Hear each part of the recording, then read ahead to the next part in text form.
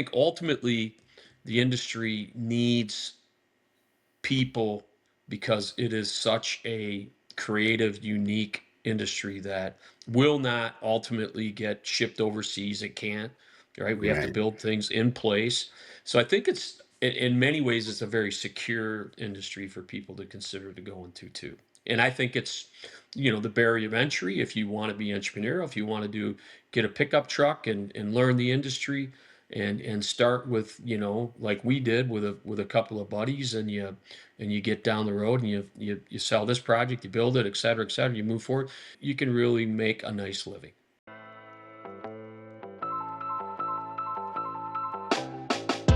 Every city has builders, but only a few people actually shape the trajectory of a place. Grand Rapids is what it is today because of a handful of individuals who just didn't construct buildings. They made long term bets on the city itself. Today's guest is one of those people. Mike VanGessel co founded Rockford Construction in the late 1980s and helped grow it into one of the most influential construction and development firms in West Michigan. If you live there, work there, or invest there, you've been impacted directly or indirectly by projects that came through that organization. But this episode just isn't about what was built. It's about when to step aside, how real succession actually works, and what changes when you stop thinking like a CEO and start thinking purely like an owner. After decades at the helm, Mike transitioned out of the CEO role and shifted his focus into VanGessel Investments, where capital, patience, and judgment, not volume, drive the decisions. Today, we're going to talk about legacy, timing, risk, leadership, handoffs, and the difference between building companies and building lasting impact. Mike, glad to have you here. Let's start at the beginning. How are you? I'm great. That was an amazing intro. I hardly All right. recognize the guy you're talking about, but that was cool. Thank you. All right. If you say so, you've done a lot. So it's maybe because of the volume of work that you've done, and I know the community of Grand Rapids is a much better place because of what you have done in the past few years. And as a former resident, I appreciate everything that was done, and also as a former employee of Rockford, I appreciated my time with you and your company. Yeah, likewise. It was good years. Yeah, fun years, really They fun. were fun. They were fun. I enjoy the culture there. Before Rockford, before the skyline, what were your early influences in Grand Rapids, and what originally pulled you into the construction and development industries? Yeah. Well, I was raised on the west side of Grand Rapids, and my dad, I suppose, was one of those guys that really shaped me in a really great, humble way. He was just a great dad. Raised six of us. Um, he was a creative guy in his own sense. He was a design engineer at Steelcase, which is, as you know, Les is a Hmm. major influence in Grand Rapids as far as a furniture manufacturer goes. So he had a creative sense to him, but really kind of an engineering mind, ultimately problem solver. Really believed in hard work.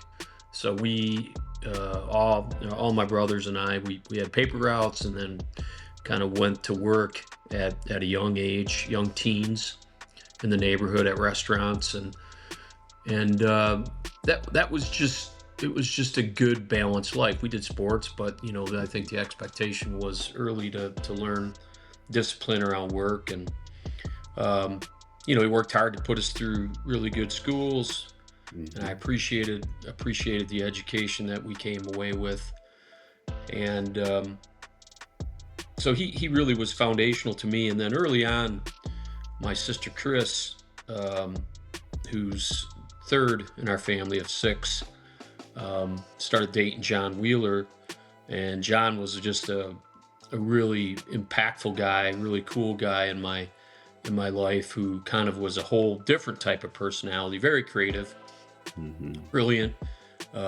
exciting, just kind of a lot of thoughts that he brought into our family. And then it didn't take long, and I was by the time I was a late teenager, I graduated high school and went to work for John he and Chris had moved to Indianapolis, and started working for him out in the construction field.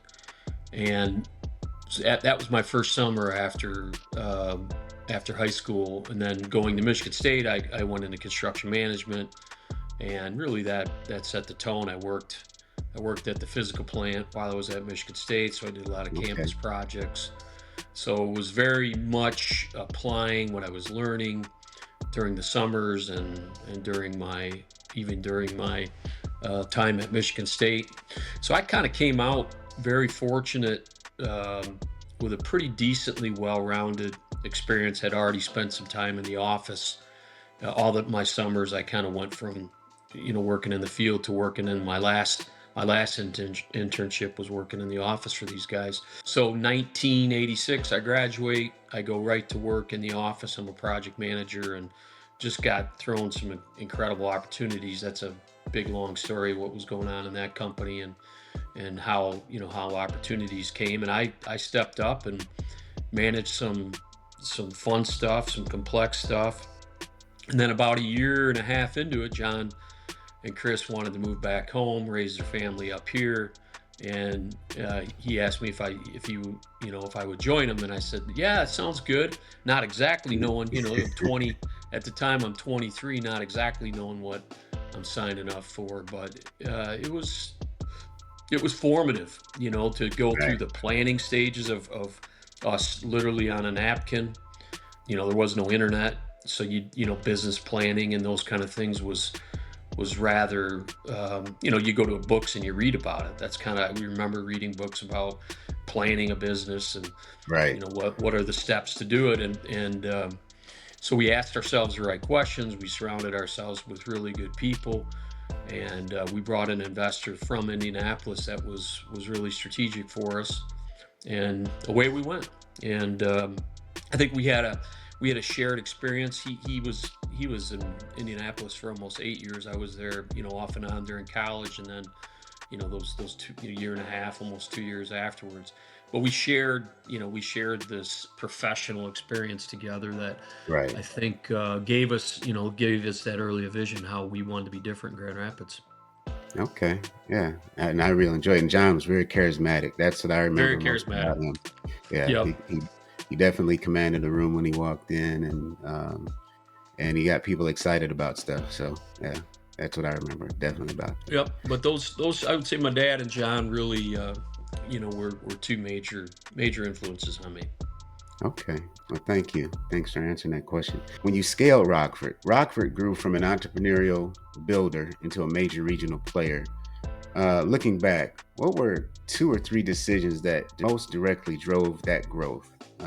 Where, the talent, systems, capitals, or risk tolerance, or a mix of all of those items? Yeah. I think we had a really great relationship. We trust each other, and we were able to move, I think, fairly quickly because we operated in our lanes pretty well. And he on the sales and development side, me on the ops, and really building the construction arm, and the hiring side of things. So that, I mean, that was pretty critical. But then, of course, there's a lot of different layers to that.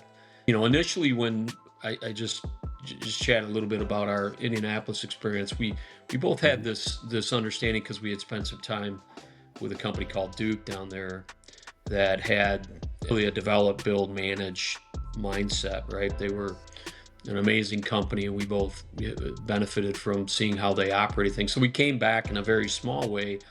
We shared that experience. So early on, we started thinking about, all right, well, what's a way to get into development? And John was great at being able to talk to farmers who had residential property, and we secured a lot of land, and then we put residential roads in, and I would go to the townships, and I would work on the approval process. Then I would, Zoning.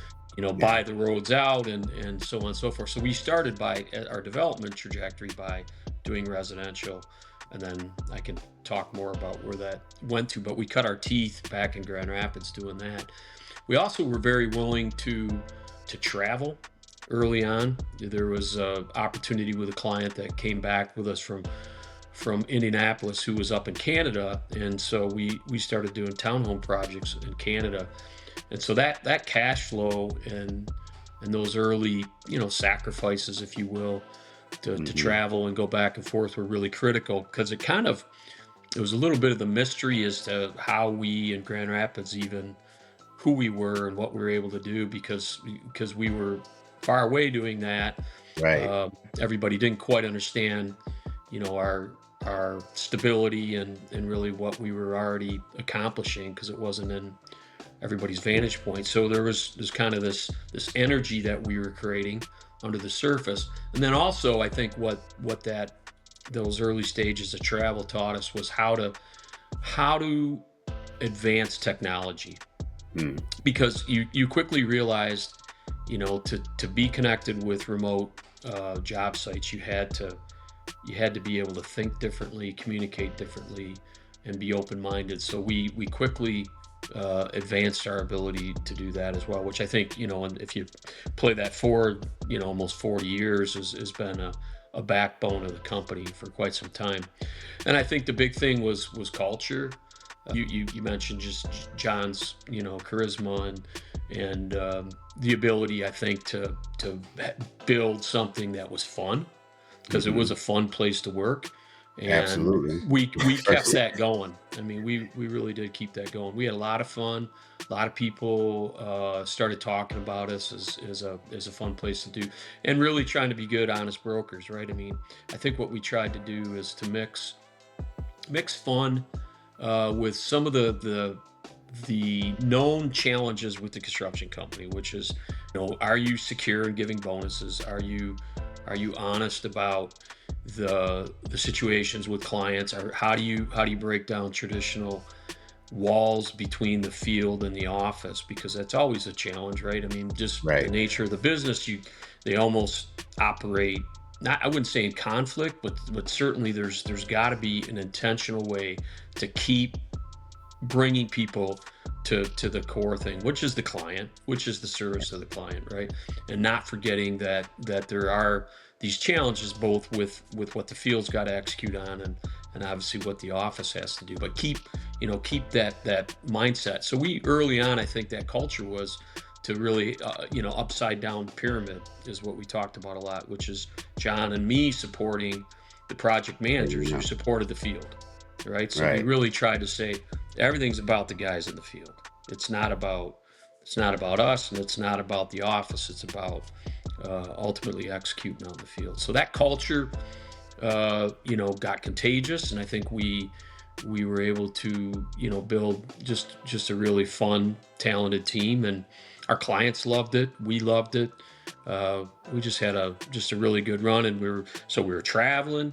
The development game kicked in, and then just this great culture, and really try again inside a culture. I think to break the office down, it was a transparency of your numbers and where the company's Right. going. So there's a lot of sharing of strategic plans, sharing of business goals that I think was also unique at the time for what we were doing with the company. I think that was very key to my interest in joining the team there. Besides the great culture, the fun culture. You have um, the office and the field. You'd have that necessary tension there because the accountants want to make sure everything is right from the book side, Yeah, and on the PMs want to make sure the clients are taken care of correctly. So there's that balance and there's that tension there.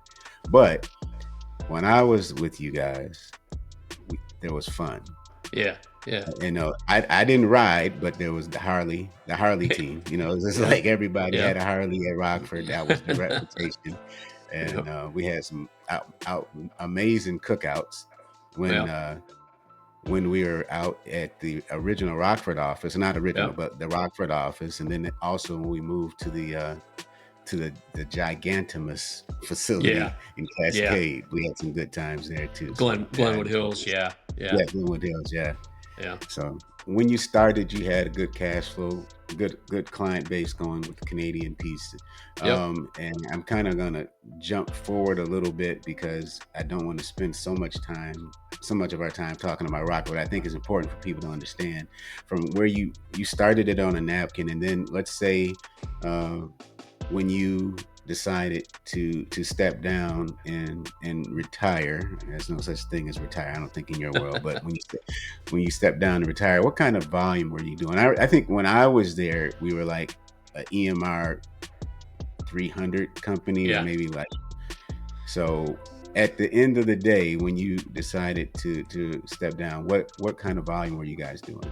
We were, we had grown to the 3 offices. We had the office in Detroit, the office in Florida, then the home office in Grand Rapids. We were pushing 380 team members and almost 600 million Okay. um, of total revenue. And I think that's, my last year was pretty much the largest volume that we did, and growth wise, with offices and folks working there. So yeah, I mean, it was a steady as she go. And I think, we always talked about not really trying to build revenue for sake of growth, but how do you grow, with your talent? How do you grow your culture? How do you grow really the goodwill with your clients? And I think the rest of it takes care of itself. Never was anybody who sat down. It's probably relevant. I bought John out in 2009, Right. Right. and then ran the company until 2025. But I never, with him, nor and then moving forward, I never really said, okay, let's do this so much. Let's grow the revenue by this much this year. And um, it was more like, what are the growth mechanisms that we want to do, and what are the things we want to accomplish? And we steadily grew because I think we focused on the right things. Um, Right. and we were open-minded. I mean, we were more about how do you get to yes than no. Um, so that was always important. I mean, and that's a whole conversation I could get into, was the ability to think about risk, because it's a business where you have to be comfortable with some measured risk. I mean, because that is ultimately what your clients are asking you to do, and in the Correct. development game is certainly that as well. So you have to wrap your brain around it, and you have to move forward with understanding that, and that helps you grow too. So answer your question, that where did we end up? It was somewhat by just good planning, but I also don't ever think we ever were saying, hey, we want to be the biggest, we want to get to this revenue number or that revenue number. It wasn't ever thought like that. You weren't pushing. You weren't the typical company pushing for those numbers every quarter. You were just No, trying to I do. mean, Yeah. yeah, I think we saw gaps in the market, and we said, okay, there's opportunities there, or change in how were happening, or clients' needs. Right, a lot often you adjust to say, okay, if a client is looking to have something more done, how do we step into it, and what do we do? And in the case of like a client who maybe wants more remodel done, or needs more self performance, we really stepped into the carpentry side of things, and the in Right. 2000 2010 2011, and the shrinkage of the economy. We went way back in revenue, but we actually, and there was some layoffs, unfortunately, but we also started growing our self-performing part of the company, because we could see that was going to be an important part of how smaller projects, smaller deals, were going to be pretty dominant Right. for the foreseeable future in Michigan. So we started doing more self-performance, and the timing was great, because residential construction had slowed down. So we picked up really great guys, wonderful guys that had a lot of them had worked at residential companies, and a lot of them had been entrepreneurs themselves. They had their own businesses, so they stepped in the company. I love that time. That was even though it was a hard time, because it was shrinking revenues. it was a really good time too, because we were innovative, we were thinking on our feet, allowed us to have a new message out there, which people really appreciated, and we really kind of changed ourselves. It was one more time where we kind of recreated ourselves during that whole period. Right. That's the, showing your ability as a lean to be lean and then to shift Yep. things quickly in order to survive. And I think taking that step and creating that carpentry skilled trades division that you guys did, that was absolutely a fantastic move from Yeah. an outsider looking in at Yeah. that time. That was a great move. I Yep. guess just kind of piggyback a little bit off of what you just shared. I always think being flexible and being lean is important. Is anything that you would recommend to someone just starting out? Yeah. Well, I think that, it's an amazing industry, right? I mean, there's so many layers to it. You've got obviously the owners that we work for that have to build things. You got the political environment, you've got the design environment, you've got the business side of the larger construction companies. You've got the trades, the plumbers, the electricians, the concrete guys, etc. Folks that work for those companies. And so there's all these different facets. So I think there's an ability for a young person to, one, see the industry for the diversity that exists in it, which is really there. And inside of a big company like Rockford, there was marketing and accounting Right. and HR and insurance. So you've got these other portions that are obviously specifically applied to construction, but they're kind of traditional legal, traditional practices. So you got all these amazing things that can happen. So you can take a particular skill set or a gift that you might have, and you can go into this industry, which um, I would encourage people to do it. And I'll maybe get to that in a second. But to answer the question in a more traditional way, interested in construction, like the core part of construction, Right. whether it's being on site and being a superintendent or a foreman or being a project manager. If those are your core interests and they really excite you, I would say, um, whether you're college educated, which there's great construction management programs, 2 years, 4-year degrees.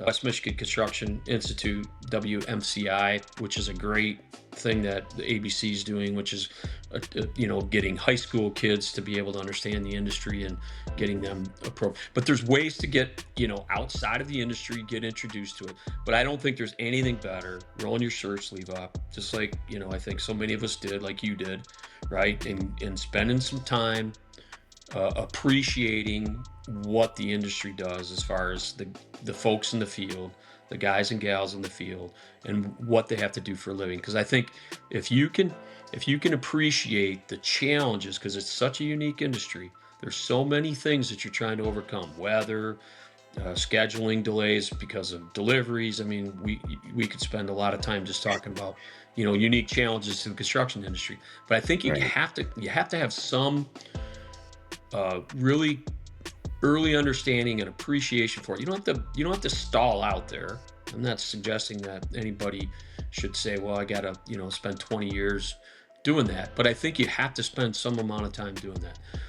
And then if you love it, like I know plenty of people that's what they love.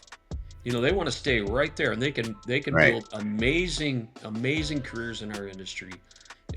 One being a carpenter, or being a superintendent, or moving into different facets of the professional side of the business. But I think what I would say about the industry, not that it's not susceptible to uh, technological disruptions like AI, but ultimately, and I think the when it comes to construction, they're very interesting and they're very innovative, and we could talk about that. But I think ultimately the industry needs people, because it is such a creative, unique industry that will not ultimately get shipped overseas. It can't, right? We have to Right. build things in place. So I think in many ways, it's a very secure industry for people to consider to go into too. And I think the barrier of entry if you want to be entrepreneurial, if you want to get a pickup truck and learn the industry and start with, like we did with a couple of buddies, and you get down the road and you sell this project, you build it, et cetera, you move forward. You can really make a nice living. You Right. don't have to be, you don't have to get, large to enjoy it. I think you can stay at a very manageable level, and you can really have a nice life. That's true. So many people do. Yeah. Yeah. Okay. Thank you for that response. You've been connected to projects that help define downtown Grand Rapids' modern era. From your vantage point, what did Grand Rapids get right, and what do you think was underestimated in the planning? Yeah. Well, I think Grand Rapids is incredibly unique, right? We have heritage of entrepreneurship and private companies and people that continue to give back, in such a way that they care about Grand Rapids, and they really want to make sure we're unique and we're different. You can't look back on it and say it hasn't been successful. It has been successful. We have accomplished a ton of stuff, and I think the secret sauce and all that is relationships. I mean, I think it's people who, in some cases, are even in like industries, bankers, for example, or manufacturers. They got together early and they put their egos aside. They created a vision for the city, and then ultimately put a plan of action to it. One was called Grand Vision, and then ultimately Grand Action. All right. And that blueprint lives on today, right? I mean, there continues to be execution on significant investment, which begot more investment. And that's really where we came into the picture. But those relationships, as the business community then was quickly, turned into this private public partnership, right? This P3 model that gets talked about so much. And then those relationships were inside of the city, inside of the county. And so, much was able to be accomplished that in many cities of, go back to really the mid 80s when this whole renaissance began. Very similar, right? Our dynamics weren't that much different than other cities in Michigan. I think it's best to compare ourselves to cities in Michigan at that time. And we took a very different trajectory. And that comes back to, I think, the private ownership and the people that were literally willing to put their wealth and investment into the city and do it for the long haul. And quite honestly, are still doing it. So just to give you a little bit of a sidebar where we plugged in, I talked about early stages of us being a residential builder. That turned into us being a townhome developer, which turned into us being a kind of a suburban office market builder, and then us seeing this whole thing unfolding in front of our eyes and saying, we really want to be a developer. And it wasn't that there was no developers in Grand Rapids, because there was, but Right. it wasn't a developer town. It was Right. mostly owner operators, owned their building, they did certain things, but there wasn't a lot of development activity. So when we came in and we started buying up, large sections of by the new Van Andel Arena, or by the Monroe Center, where it was getting turned back into a vehicular pedestrian mall, and et cetera. There's other neighborhoods that we got involved with. We took risk alongside of the people that I just talked about, right? The Right. families that really changed Grand Rapids. We came alongside them, and I think once we were willing to take some risk alongside them and do the kind of things that we were excited to do, was one more thing that others started doing too. It wasn't just us, right? Rockford was not the only one doing it. There was other people that started saying, okay, well, there's opportunities for us to plug in here at the level that is appropriate for us, right? So Right. rippled out and got broader in the central business district, and we've seen a lot of benefits from that. But you asked a second question, which is, what did we underestimate, right? And I think you and I've talked a lot about this, Les, is that how did that spill out into, the neighborhoods and the other business districts, and what was the plan of that. I mean, it's hard to Yes. boil the ocean, right? I mean, it's a decent sized city. I mean, there's almost now 300,000 people in it, and that's in the city proper, city Grand Rapids city limits. So it's a good sized city. I mean, it's a million Metro person area. metro.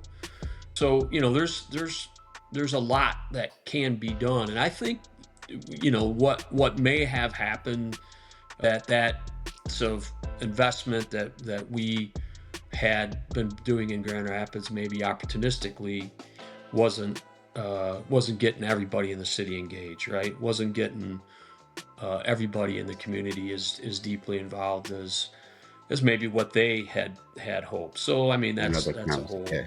that's a I, whole and discussion that I mean, we're continuing to work on it today, right? I mean, I think, and I said, in some respects, you can say, well, that's just how it goes, and it's the timing. If you really think about it, we're 40 years later. That's a whole.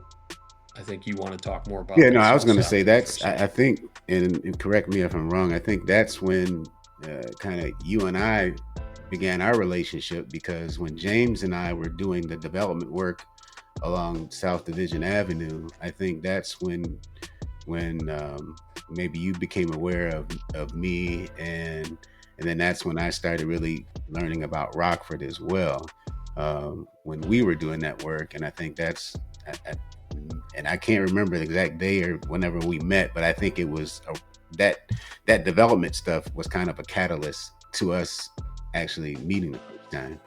Yeah, Um, yeah. yeah, So, for and sure. that was important, because you guys were doing so much work in the area, and to us as small developers, just trying to cut teeth, it was important to be able to get in the rooms and talk to you, and meet you, and then also see what you guys had going on, and try to learn from what it was before I had the opportunity to join the company. So I think that's great. Right, right. um, so that kind of is a segue into kind of a topic I did want to discuss, because it is, kind of, it is very important. Before I joined Rockford, I was actually, I don't know if you even remember this, I was the president of the West Michigan Minority Contractors Association, and things like, involved in Right. when we built the Burger King and McDonald's projects. I tried to do it as close to 100% minority participation as possible, to kind of create a showcase to some of the larger GCs, to say that, hey, we do have some qualified folks here who can participate on these other projects. So I do want to talk about um, diversity in development and construction. So when people talk about participation, they're usually talking numbers. And I think I kind of want to talk more about, and we just have a quick conversation about the business mechanics behind it. Like, who gets the work, who gets the exposure to large projects, who has the opportunity to scale in both capacity, bonding, and credibility. Because of your position, you've been in rooms where those decisions get made. So you've seen what works, you've seen what doesn't work. So I just kind of want to ask from your perspective, not policy perspective, but from your personal perspective, what has worked, in your opinion, and what hasn't, and I guess why hasn't it worked to get kind of the entire community involved? And I know there are some things that we're going to talk about, like capacity, or things that people should talk about: capacity and bonding capacity, and then also staffing. But kind of, do you have any other ideas on why hasn't it worked, and what could we do to get it to work better for all of the residents? Yeah. You and I probably see it for what it is, right? I mean, you're sitting down in Florida right now, right? You left for Texas. Your family was born and raised here, and at some point you made a business decision. And I think at this stage, too many people are still Mm. doing that. How do we keep our best and brightest? And how do we keep that momentum? And I think there's a lot of that's a long subject, right? I think we gotta look at our state, We got to look at our city. We got to look at everything and ask. We got to look at our businesses. We got to look at people in our community, and there's layers of answers to that. I prefer to stay on the hopeful side of this whole thing and work on what I think is opportunities.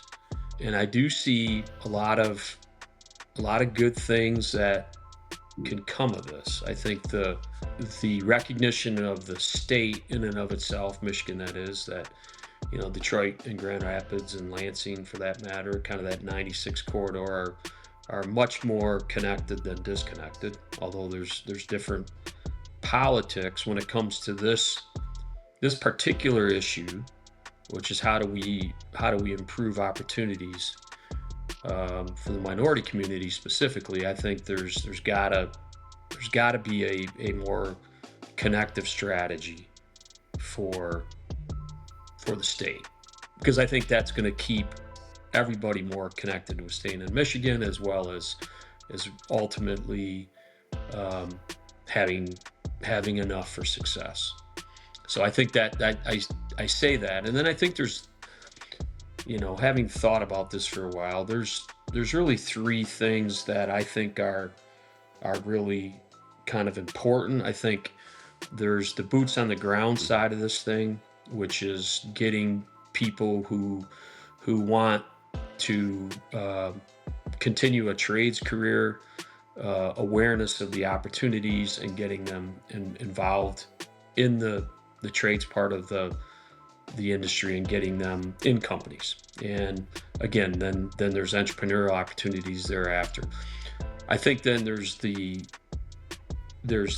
owner side of the trades company, which is how do they better connect with the general contractors and have success. And so we did something at Rockford called Dimensions, and that was an intentional way to say, all right, we're going to invite kind of a class of contractors into our company, expose the work that we have as a group, and then we're going to give you a navigator such that some of the traditional breakdowns that can happen with what I look at minority companies having kind of a double difficulty. And I remember being a young entrepreneur trying to find work, and that's challenging in and of itself, right? But I knew people who also were in the construction industry, right? So you got some inherent social capital, but you don't have some of the resume, you don't have some of the other things to help. So I think there's, in the case of minority contractors, I think you because there isn't a lot of minority contractors who have the track record in Grand Rapids, you don't have some of the social capital that traditional, maybe white-owned companies do. So how do you provide social capital? It's all about relationship, right? So how do you have the intentional approach to meet with frequency and build relationship with each other, such that some of the stuff just kind of naturally starts coming together because there's a kinship. So we did that with Dimensions. And then I think there's this other thing, which is really the how do you have a marquee GC or 2 or 3 or 4 in Grand Rapids that really can start triggering the imagination of all these other things, right? Because everything else, I think you look up and say, well, what are you looking up towards? If you're a young person who's aspiring to be a carpenter, okay, that's great. But then you look above, where's there any trade companies, and you go, okay, I don't see one that I can associate with. And then you look even beyond that, where's a GC who's letting work to all these guys? You don't really see that. So the power of imagination is limited. So I always felt like, you can't do everything. Like, I mean, how do we at Rockford kind of encourage West Michigan Construction Institute or ABC to, do better training so we can get more folks into the work staff? And how do we at Rockford hire people into our trades group? And then how do we build this relationship with trades, and then hence Dimensions? But ultimately, how do you partner with somebody who has aspirations to be, to be a GC. And that's where I'm at this stage in my career, is partnering with Invictus, which is, as you know, is Matt Evans and Kent Jackson, two gentlemen that were with Rockford in the Detroit office, who, when I sold, the decision was on all of our behalf, Rockford, Kent, Matt's, mine. Why don't we stay together, and why don't we be independent of Rockford and continue to own this company together? So that's where we're at. It's a lot of fun. These guys are, I'll tell you, they're inspirational to me. They're taking on big stuff. We're the construction industry's hard to get started on. It's a slow flywheel. You got to sell a job, then it takes about a year to get that out of the mud, and then you gotta get that cash flow going, and it takes a while, but we're getting over year one. And I feel really good about some of the things we're doing. We're back to that strategy. We're kind of connecting Grand Rapids and Detroit together, and that's, podcast me in about 6 and 8 months, and I'll be able to tell you more. We'll definitely do that. We'll catch up and have a refresher. Well, that's great. I'm glad that you are involved with Matt. Kind of our other connection too is, you went to that rival high school across the river. Yeah. And Matt, of course, went to the great high school that I attended. So, right. But we're glad we're working together. Well, and we're all good friends with Brad Mathis, absolutely, as you know, who really is the guy that made some connections with me and Matt, and then Matt ultimately with Kent. And so it's kind of full circle, right? Great. Okay. Next question, and I kind of want to shift, because you've made a huge shift that we spoke about earlier by stepping away from Rockford. And I want to know a little bit about your new venture, VanGessel Investments. I said that right. Yep. VGI. Right. Is it okay? So what's going on with VanGessel Investments, with VGI? What's that about? Yeah. So we're having fun. I think I'm glad we started it before I left Rockford, because it really gave me something to go to instead of just, something to leave. I was really moving towards something. It also gave me a platform to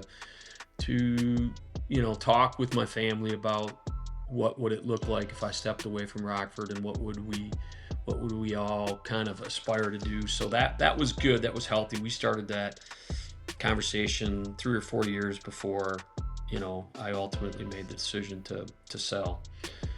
So what does it do? It's really set up to diversify, to not be exclusively in real estate and construction, but recognizing that is our majority skill set, not wanting to get too far afield from what we're good at. So it's starting to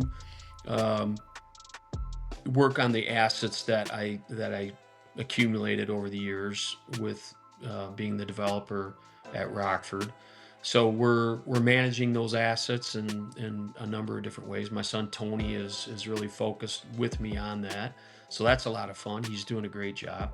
And then we've got somebody who really helps us on the financial side of things, Katie Sinnen, kind of bringing it all together.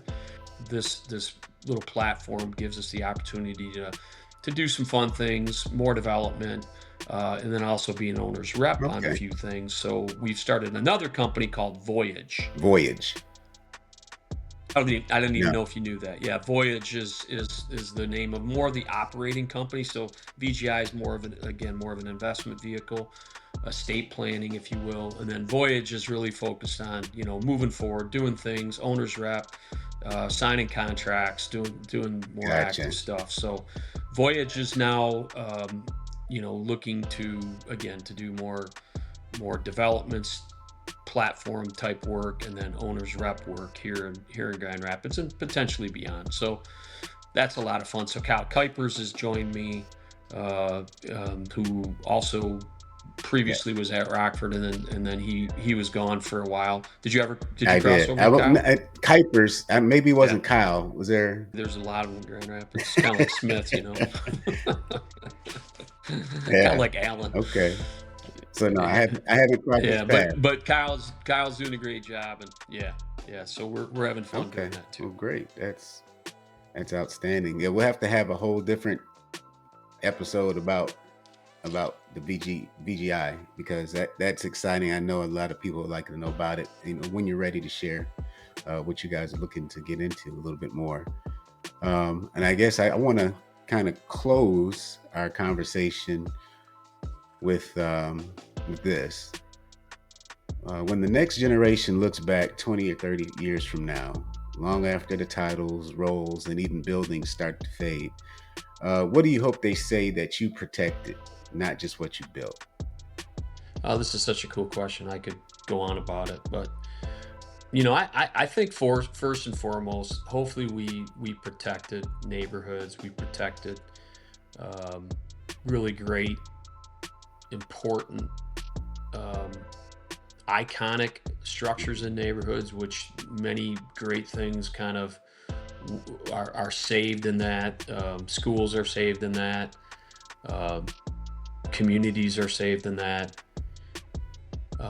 We really had a focus towards obviously understanding the impact of our industry on the environment. So we were intentional about doing things proper, whether it's our waste management on all jobs, not just on Mm-hmm. lead jobs, energy resourcing, and around our corporate offices, we created Circuit West, which is a partnership with Consumers Energy, where we put in neighborhood batteries and then 500 kilowatts of solar power on top of a parking deck. So we really tried to think about that neighborhood and how we had a reliable, redundant energy source there. It's cool. Yeah, hopefully, I mean, at the end of the day, hopefully we saved.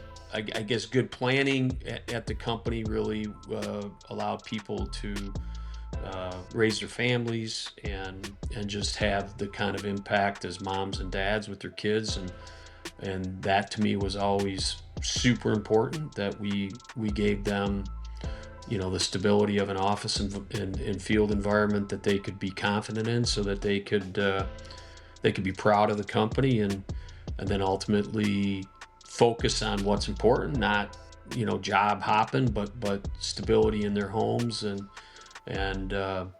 really focusing on building their lives. So those are the kind of things at the end of the day. I always said, to plenty of tenants that we've dealt with over the years, people that we built buildings for. The building's great, it's cool, amazing. We've built some incredible structures, and they're, for us as builders, they're you know Right. they're amazing. I mean, I look back on the outside of structures and the inside of incredible 24-story atrium, at the JW, or the redo of what we did with ICCF's offices and on Cherry Street. It kind of goes on and on, right? There's the art Right. museum, and we just finished the Michigan State's facility and Houseman Field and all these things. But it's what goes on inside of them that makes a difference, right? It's the football game on the field. It's the research at Michigan State. It's the people visiting Grand Rapids that get to go to JW. It's the transformation of the neighborhood that happened because ICCF decided to be, there. Those are the kind of things that I think you look back on and go, yeah. I mean, that was it all worth Okay. it? I mean, you bet. That's the cool stuff. Great. And then My dog that's all just right. joined us, so Welcome to the podcast. What's the name? Trooper. Welcome to Trooper. the podcast, Trooper. You have anything you want to share? And I Yeah, just no, thought one quick question before we shut down. If you look back over your years, do you have a single favorite project that you were the project exec on or project manager of that to this day makes you smile? yeah, that's tough. There's so many great ones. Um, it's really hard. I think for different reasons, I think if you said, well, what's the most technical one, I think what we accomplished on the Amway with, getting the crane on top of it and taking the glass off from the top to the bottom, which was super tricky. That was an amazing project. I think, as I said, about ICCF's headquarters and the Cherry Street neighborhood, that was amazing, because it was that whole, as you know, that neighborhood was just kind of blighted, and we were able to come in there. I think Cherry Street Landing, which is the south side of Van Andel, where we bought 13 warehouse buildings, and we're still working on it, but that transformation of that neighborhood, just incredible. Monroe Center, which was really in bad shape. We bought, I think a total of 8 buildings on that stretch, and transformed that neighborhood, or that street. It's probably our best retail street. We got Shinola there now, and Grayson, and these kind of things where they're kind of an opportunity for guests to Grand Rapids to go, shopping in an area that is organized now and just very different. And you were an early investor on Monroe Center, so you know what that street was like at one time. So I think those are, and I'm sure I'm forgetting some. There's so many that are just really cool, technical or important jobs to other clients. But I think, it's hard for me not to reflect on, I think, where the whole of Rockford came together, where we were developer, builder. I mean, although JW wasn't that, and nor was the Amway, but those kind of core things where we changed neighborhoods, those are central business district primarily is what I'm hearing downtown. Yeah. I mean, it's hard not to drive around town and go, yeah. I mean, it's I remember doing that even when I was with you guys, driving around looking at the buildings. And then one of the best times of my life was, I remember taking my daughter. At this point, I was doing grease with Rockford, so I was doing the gas stations and the restaurant. Oh yeah. And we did out off of Kalamazoo and like 52nd, or at that area, the brand new Meyer, and I was doing a couple of the outlots, the restaurants and the gas station. I think it was a Shell station. I can't remember, but my daughters are probably 6 or 7 at the time, and like every time we would drive by, it'd be like, my daddy built that. Dad built that. And I know. That's cool. That's a great feeling. Yeah. So. Yeah, that's that imagination thing, right? So. That's exactly but I appreciate your time this morning, Mike, and your friendship. Of course, it's been multiple years of friendship, so I appreciate that. Yeah, likewise. And we're gonna sign off on the podcast. Thank you again for your time and our great conversation. Appreciate you, man. Thank you. Take care. Likewise. Yeah.